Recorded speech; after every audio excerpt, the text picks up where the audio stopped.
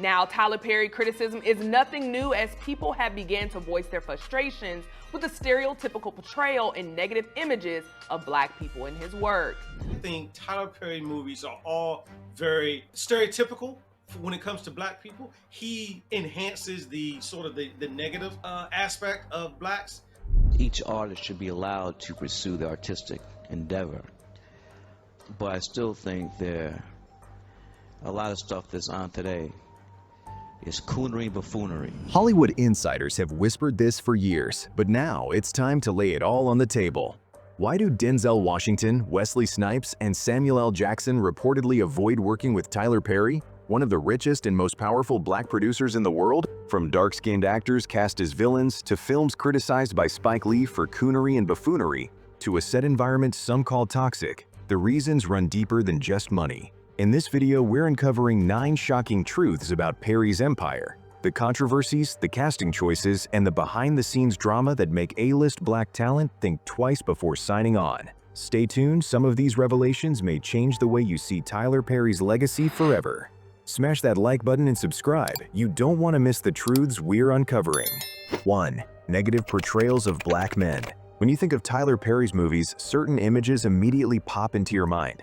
A woman scorned, a man who has betrayed her, and a villainous figure lurking in the background who, more often than not, is a black man painted in the darkest shades of human behavior. How can you do this to me? Get out. I'm going to marry this white hussy because you are too virtuous and strong and might make me a better man.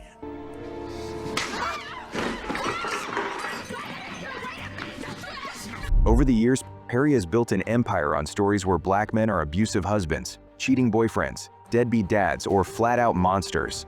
Just take Diary of a Mad Black Woman, one of his most famous films. In it, Charles, the husband, not only cheats on his wife, but cruelly throws her out of their home after years of mistreatment. It's a portrayal so extreme that audiences don't just dislike him, they hate him. And here lies the problem. When negative portrayals become the dominant narrative, they shape how entire communities are seen on screen. Now don't get it twisted, nobody's saying Perry should pretend every black man is a saint, far from it. Realism matters, but the issue is balance. In Perry's cinematic universe, good black men are rare creatures, like unicorns with trust funds. And when you do see a good man, he usually shows up as a savior at the very end, almost as an afterthought. The knight in shining armor who proves he's not like the others. The deeper concern is what this does to black cultural representation. Hollywood already has a long history of typecasting black men as thugs, criminals, and abusers. From blaxploitation films of the 1970s to gangland dramas of the 1990s, the stereotype of the dangerous black male has been recycled more times than a Tyler Perry script. And yet, instead of flipping the narrative, Perry often doubles down on it. His films repeatedly hammer the message that black women can't trust black men, and that black men themselves are a primary source of pain, rather than pillars of strength. This isn't just a cinematic choice, it's cultural messaging. Movies and TV aren't consumed in a vacuum. They shape how audiences see the world. Imagine a young black boy growing up, watching Perry's films, and rarely seeing himself portrayed as a hero, a visionary, or even just a decent human being. Instead, he sees a parade of men who are either abusive, violent, or utterly unreliable. What does that do to his self-image? And what does it do to how black men are viewed by audiences outside the community? And it's not just casual viewers who notice this. A-list actors certainly do. Denzel Washington, Samuel L. Jackson, Eddie Murphy, and others have built careers by carefully choosing roles that elevate the black image, not drag it down. These are men who understand the stakes of representation.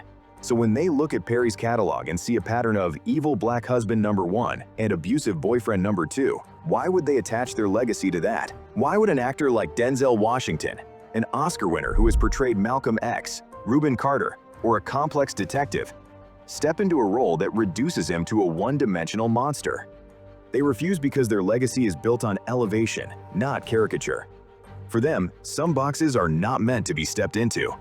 Now let's move on to reason number 2, overuse of harmful stereotypes. In 2009, Spike Lee delivered a cutting critique that has echoed through Hollywood ever since. He didn't mince words. He called Tyler Perry's work Coonery and Buffoonery. A lot of stuff that's on today is Coonery, Buffoonery. And I know it's making a lot of money, breaking records, but we could do better. Translation: comedy that relies on shucking, jiving, and outdated caricatures of black life.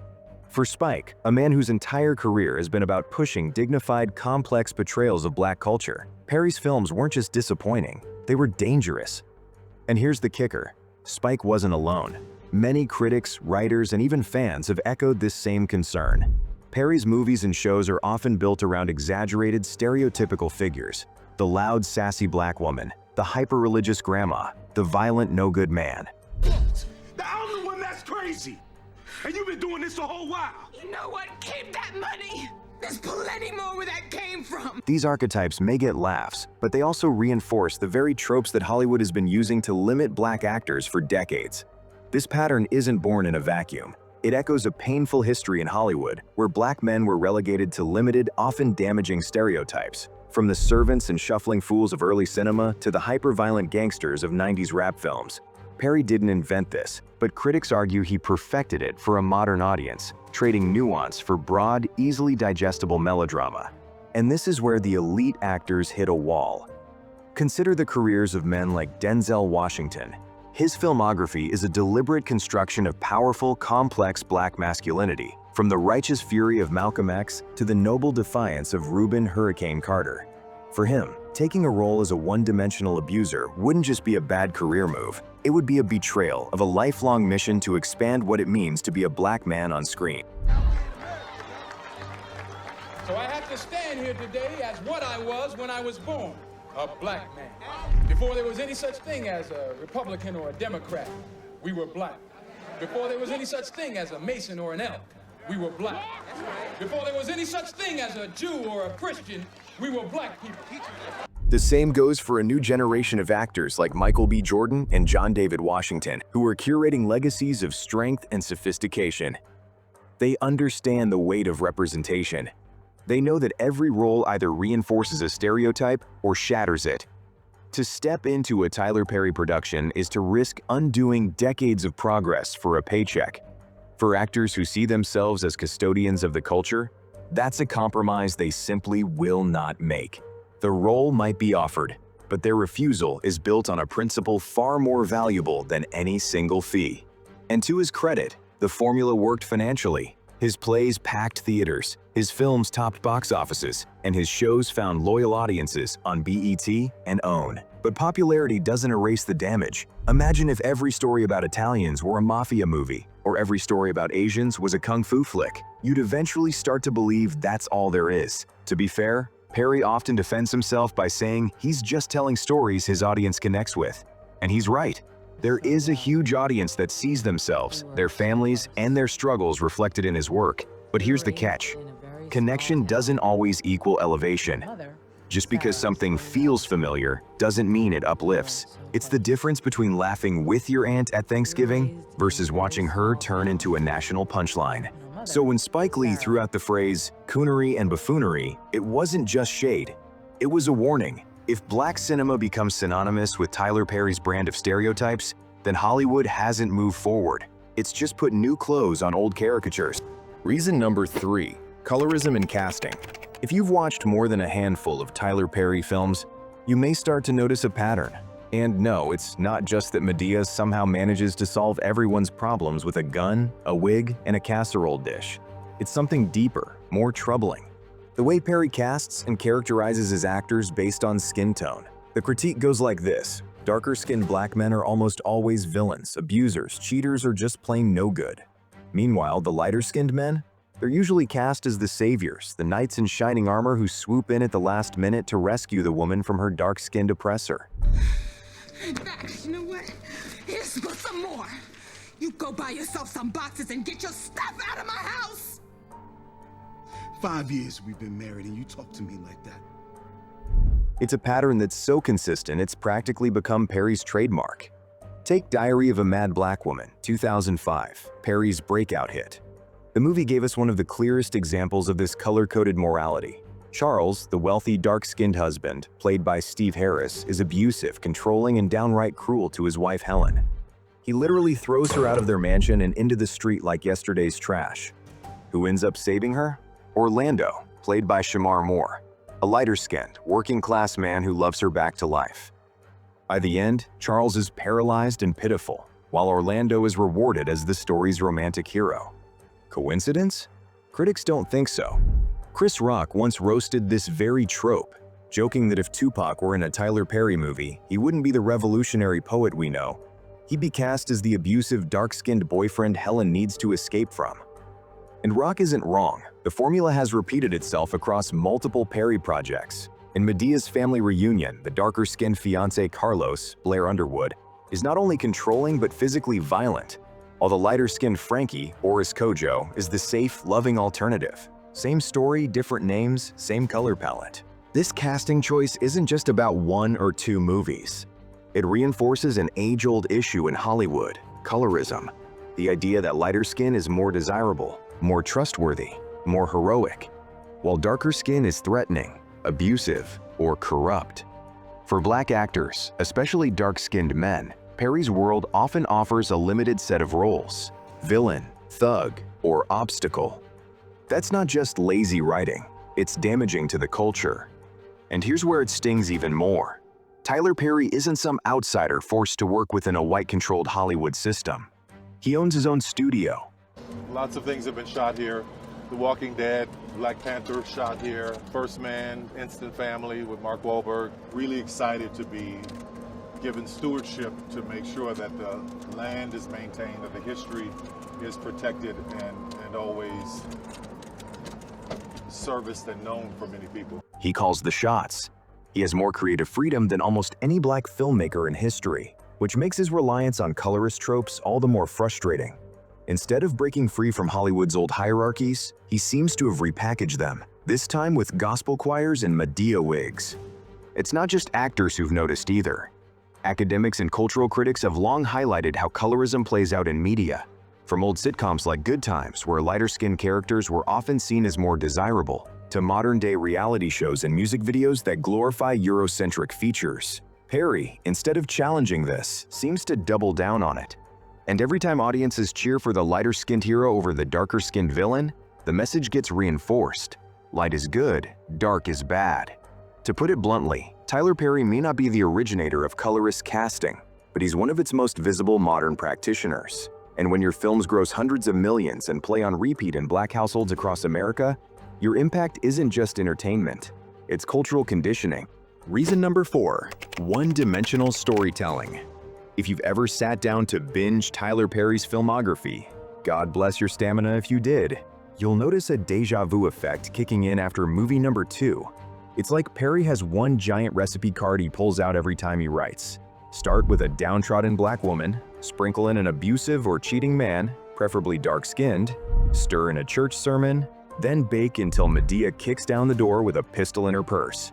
The credits roll and boom, you've got yourself another Tyler Perry classic. Critics call this one-dimensional storytelling, and they're not exaggerating. Many of Perry's movies lean so heavily on a handful of recycled formulas that you can often predict the ending 10 minutes in. In Madea's Family Reunion, 2006, a young woman endures abuse from her fiancé until a lighter-skinned knight in shining armor saves her. In Why Did I Get Married, 2007, infidelity and toxic relationships dominate the plot until predictably, love and forgiveness step in. Even in Temptation: Confessions of a Marriage Counselor, 2013, a woman leaves her safe marriage for a flashy, dangerous man, only to suffer the ultimate punishment, contracting HIV. It's storytelling on rails, suffering, sermon, salvation. Rinse, repeat. Now don't get me wrong, formulaic storytelling isn't unique to Perry. Hollywood thrives on formulas. Superhero movies are basically paint by numbers at this point. The problem is that Perry's formulas often flatten his characters instead of deepening them. Black women, for instance, are almost always written as either martyrs of endless suffering or nagging, angry wives in need of spiritual rescue. Black men are often villains or saviors, with little space in between. Where's the nuance? Where's the complexity that allows actors to stretch their craft and show range? That's why many A-list actors stay away. For someone like Viola Davis, who built her career on embodying complicated, layered women, Perry's scripts would feel like a cage. She doesn't want to play the long-suffering wife whose sole function is to cry, pray, and wait for the plot to hand her a savior. She wants roles that demand transformation, contradiction, and depth. Perry's storytelling simply doesn't offer that canvas. And this isn't just a Hollywood critique. Even Nollywood figures, Nigeria's powerhouse film industry, which has dealt with its own battles against cheap formulas, have thrown shade at Perry's work. In 2010, celebrated director Charles Novia bluntly stated in an interview, "Tyler Perry is making Nollywood mistakes with Hollywood budgets. It's the same tired stories, the same stereotypes, just shot with better cameras." Ouch. And actor Jim Ike once joked during a Nollywood press tour, "If Tyler Perry directed me, I'd probably be cast as the cheating, dark-skinned boyfriend." We have enough of that in Nollywood. Why go to Atlanta for it? The international criticism underscores that the problem isn't just about American audiences being too critical. It's about the artistic limitations Perry places on Black stories globally. While Nollywood has evolved by experimenting with thrillers, historical dramas, and modern rom-coms, Perry's output still feels stuck in an early 2000s moral melodrama loop. For A-list actors, that's a red flag. They don't want easy paychecks at the cost of depth. They want scripts that allow them to stretch their muscles, challenge themselves, and maybe even snag an Oscar. Perry's one-dimensional storytelling doesn't just fail to offer that, it actively blocks it. And that's reason enough for the best Black actors to politely decline his calls. 5. The Madea character in Black Men in Dresses. Yeah, you have to go to court. I don't go to court, okay? I'm dragged to court. I don't just go to court because the judge said go to court. I'm a thug, hell. These new kids don't know nothing about being no thug. I'm a real thug. I'm an OG Madea. Love her or hate her, Madea is one of the most recognizable characters in modern Black cinema. A sharp-tongued, gun-toting grandmother with a southern drawl and zero patience for nonsense. She's been the face of Tyler Perry's empire since the early 2000s. On paper, Madea is comic gold. Audiences eat up her one-liners, and her movies have grossed over $2 billion worldwide. But behind the laughter lies a serious question. Why are so many successful Black male comedians in Hollywood put in dresses? Dave Chappelle famously addressed this in an interview with Oprah in 2006. He recalled being pressured on a film set to wear a dress for a gag scene. Chappelle said, "I'm standing there and all of the great Black men have been in dresses at some point. So I'm like, why all these brothers gotta wear dresses? This ain't happening to me. I'm not doing it." Like when I connect dots that maybe shouldn't be connected, I don't know. But certain dots, like when I see that they put every Black man in the movies in a dress at some point in their career, I'll be connecting them down like, why all these brothers gotta wear a dress? That's happened to me. I'm doing a movie with Martin. Yeah. The movie's going good. So I walk in the trailer, I'm like, man, this must be the wrong trailer because there's a dress in here. Tyler Perry, unlike Chappelle, didn't resist. He leaned all the way in. He built his entire fortune on a cross-dressing character, and for some, that choice raises uncomfortable questions. Is Madea just innocent comedy, or is it reinforcing a problematic industry trend where the safe version of a Black man on screen is one who's emasculated for laughs? For many actors, it's the latter. Madea isn't just a funny grandmother, she represents the long tradition of minstrel caricatures dressed up in modern packaging. Perry himself has defended the choice, saying Madea was inspired by his own mother and aunt. But critics argue that intention doesn't erase impact. When your most famous character, the face of your empire, is essentially you in a dress waving a pistol, it risks flattening the complexity of Black masculinity into a joke. And it's not just American audiences pointing this out. In Nollywood, where comedy is also huge, the idea of Black men cross-dressing for humor has been heavily debated. Veteran Nigerian actor Pete Edochie once said during a TV interview, "When you see a man in a dress, you are not just laughing at him, you are laughing at your culture, your fathers, your heritage. That is what Hollywood sells, and Perry has built an empire on it." Whether you agree or not, the criticism shows how global this perception issue has become. Now, some might argue, but Eddie Murphy wore a dress in The Nutty Professor. Martin Lawrence did it in Big Mama's House. Isn't Perry just following a comedic tradition? True, but here's the difference. For Murphy and Lawrence, the cross-dressing was a phase in their careers, 1 or 2 films, a box office hit, and then they moved on. For Perry, it became his entire brand. Taekwondo. And I know what, y'all. Come on, bring it out. Peace be still. That keeps me a piece of steel. As long as you got a piece of steel, you're gonna have peace. Load your steel. Thank you, Jesus. Madea isn't a pit stop, she's the main highway. Take Madea's Family Reunion, 2006, or Madea Goes to Jail, 2009. Both films may have heartwarming subplots, but the central draw is Perry as Madea, cracking jokes in a dress. That's what audiences remember, and that's what keeps the box office rolling. But for actors like Denzel Washington or Idris Elba, who've spent their careers fighting to showcase black masculinity in complex, dignified ways, stepping into Perry's universe risks undermining that image. And let's not forget the generational divide. Younger black actors coming up today are hyper-aware of stereotypes and how easily they can stick. The fear is real. Once Hollywood sees you in a dress, will they ever let you out of it? Will you get that serious drama role, or will you always be cast as the clown? Perry's Madea empire doesn't just reinforce that concern, it monetizes it. 6. Lack of support for other black creatives. Tyler Perry often introduces himself as the embodiment of black empowerment in Hollywood, and in some ways, he is. He's a self-made billionaire who built his own studio, literally on land that once housed a Confederate Army base in Atlanta. The symbolism of that is powerful. A black man transforming a symbol of oppression into the largest black-owned film studio in the world. An icon living. I am deeply, deeply honored to present the 2019 BET Ultimate Icon Award to my dear, dear friend, Mr. Tyler Perry. On paper, Perry looks like the champion of black creatives, but scratch beneath the glossy headlines and you'll find a narrative that has many actors and writers side-eyeing his empire. The criticism? Perry isn't nearly as supportive of fellow black talent behind the scenes as he claims to be. Let's rewind to House of Pain, Perry's hit sitcom that ran from 2006 to 2012. The show was wildly successful, often pulling in millions of viewers per episode.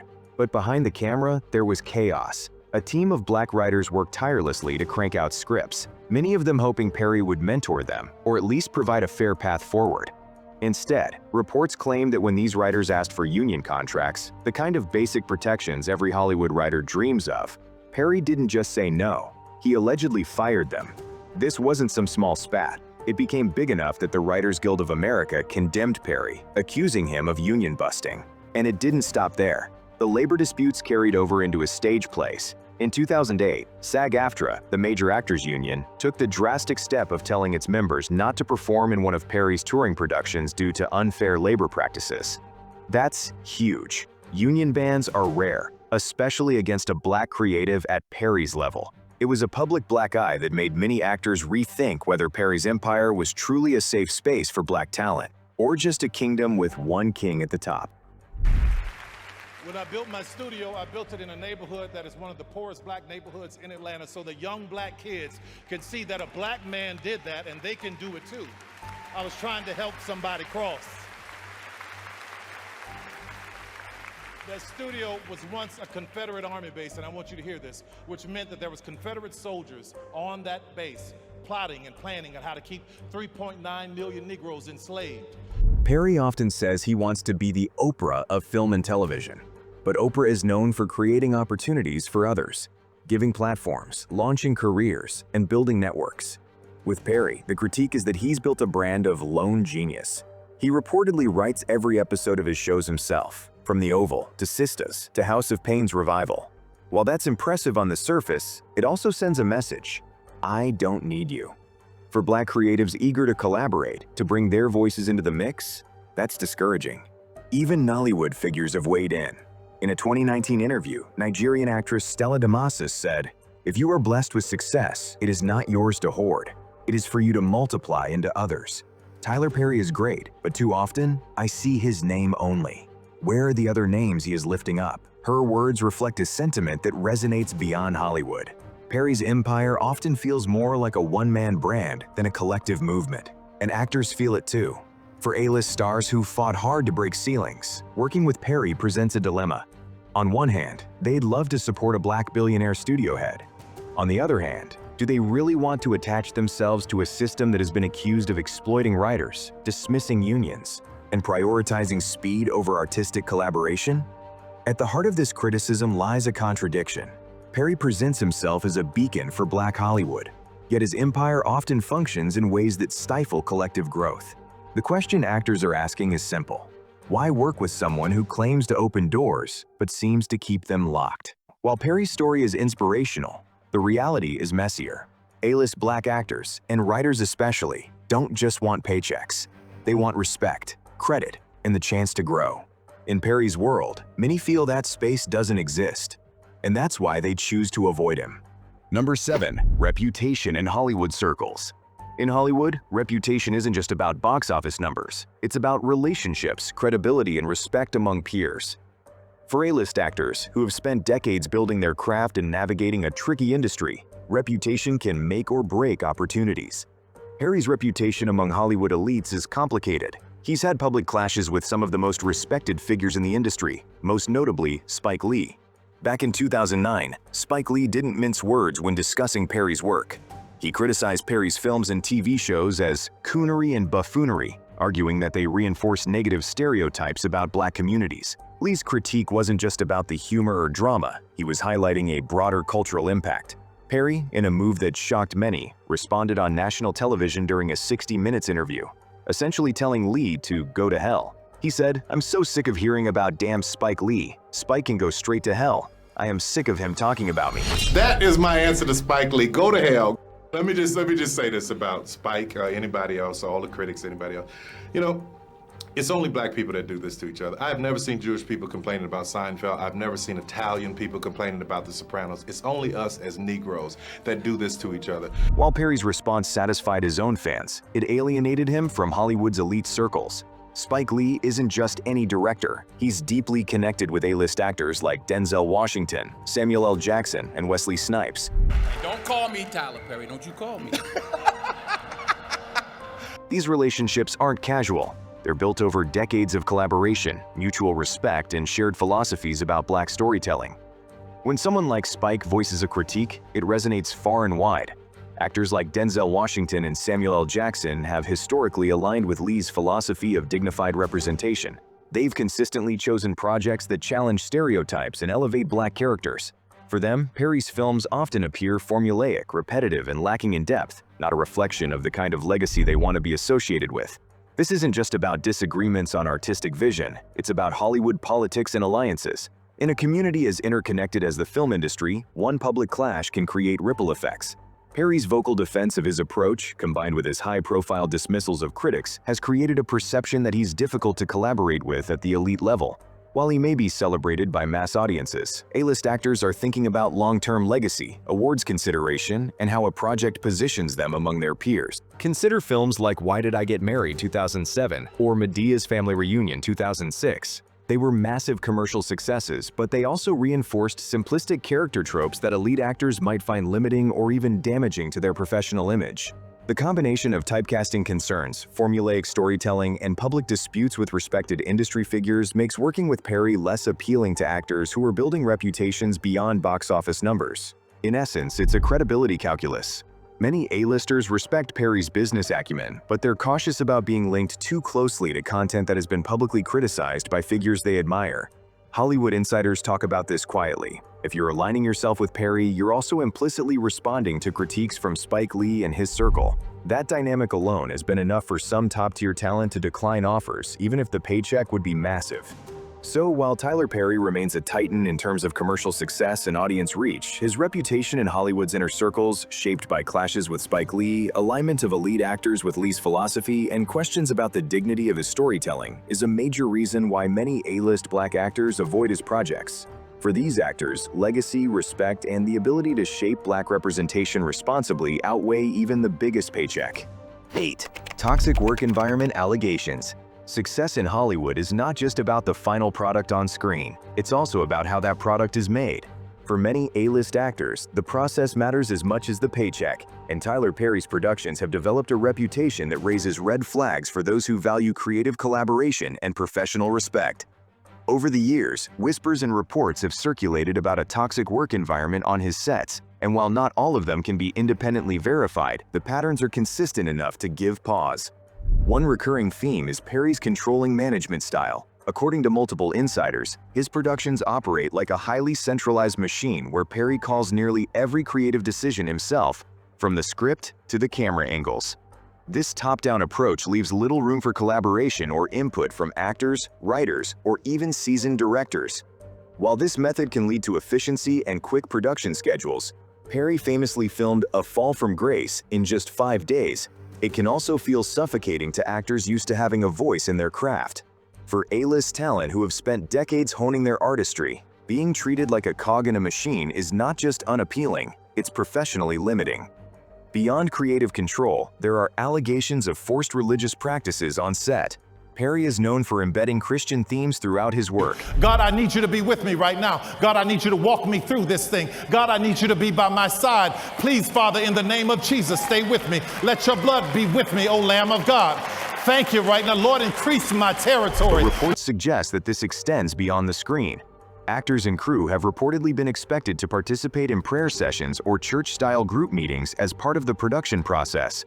For some, especially those who are spiritual in private or come from different religious backgrounds, this can feel coercive and uncomfortable.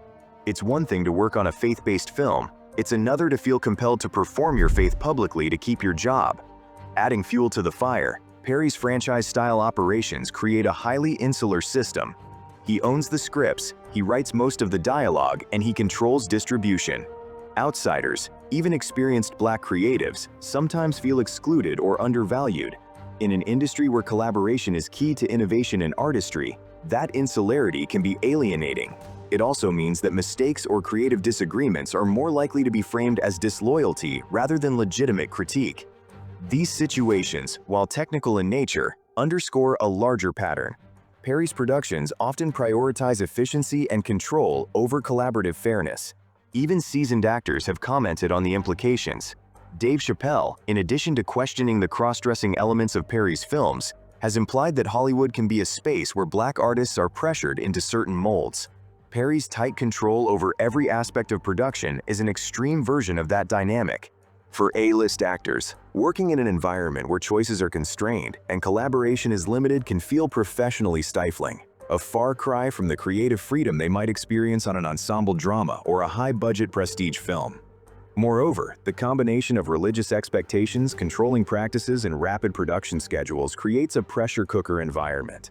Actors and crew members describe long days, minimal rehearsal time, and a constant sense that they are racing to meet Perry's vision, not developing their own. For creative professionals who care deeply about process and craft, that's a significant deterrent. 9. Industry image problem. In Hollywood, money shouts, but legacy whispers. And for A-list actors, a Tyler Perry role, despite its massive paycheck, comes with a whispered risk: the perception that you've traded artistic credibility for commercial ease. Perry's empire is built on a foundation of broad, melodramatic formulas that critics consistently label as lowbrow entertainment, a reputation that top-tier talent simply cannot afford. Consider the trajectory of an actor like Viola Davis. Her career is a masterclass in selecting roles of profound depth and nuance, from The Woman King to Fences, for which she won an Oscar.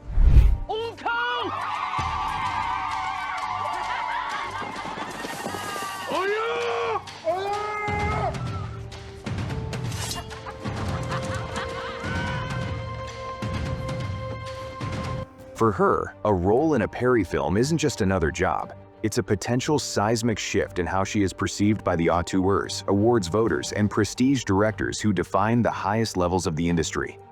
It risks typecasting her in the same suffering wife archetype she has spent a lifetime transcending.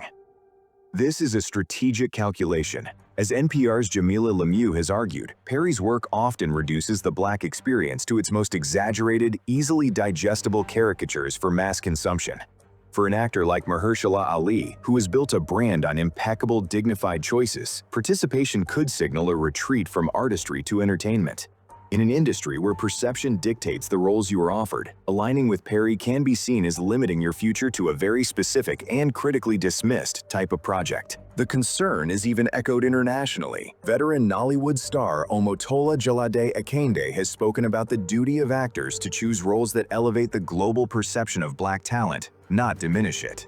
The fear is that a Perry film, for all its profitability, might be a box office hit, but an artistic cul-de-sac, closing more doors to serious drama than it opens. Ultimately, the best actors are architects of their own legacies. They know that a role in a Perry film might be remembered longer for its stereotype than its performance. They refuse not out of arrogance, but from a hard-won understanding that in a system that already limits Black actors, you cannot willingly step into a box that others have fought for decades to break open. The paycheck is temporary, but your filmography is forever. Tyler Perry's empire is undeniably impressive. From rags to riches, he built a $2 billion brand and a studio that stands as a symbol of Black entrepreneurship. But as we've seen, success doesn't tell the whole story.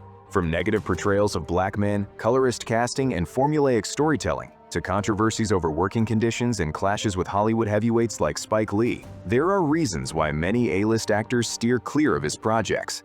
Perry's films and plays entertain millions, yet behind the scenes the picture is far more complicated. For actors who value legacy, creative freedom, and dignity in representation, aligning with his work comes with tough questions. At the end of the day, Tyler Perry's story is one of brilliance, controversy, and contradiction, a reminder that even in Hollywood, power and profit don't always equal respect or universal admiration. Ultimately, the best actors are architects of their own legacies. They know that a role in a Perry film might be remembered longer for its stereotype than its performance. They refuse not out of arrogance but from a hard-won understanding that in a system that already limits black actors, you cannot willingly step into a box that others have fought for decades to break open. The paycheck is temporary, but your filmography is forever. Tyler Perry's empire is undeniably impressive. From rags to riches, he built a $2 billion brand and a studio that stands as a symbol of black entrepreneurship. But as we've seen, success doesn't tell the whole story. From negative portrayals of black men, colorist casting, and formulaic storytelling, to controversies over working conditions and clashes with Hollywood heavyweights like Spike Lee, there are reasons why many A-list actors steer clear of his projects.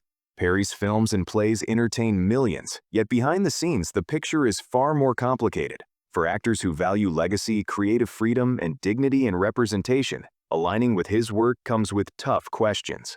At the end of the day, Tyler Perry's story is one of brilliance, controversy, and contradiction, a reminder that even in Hollywood, power and profit don't always equal respect or universal admiration.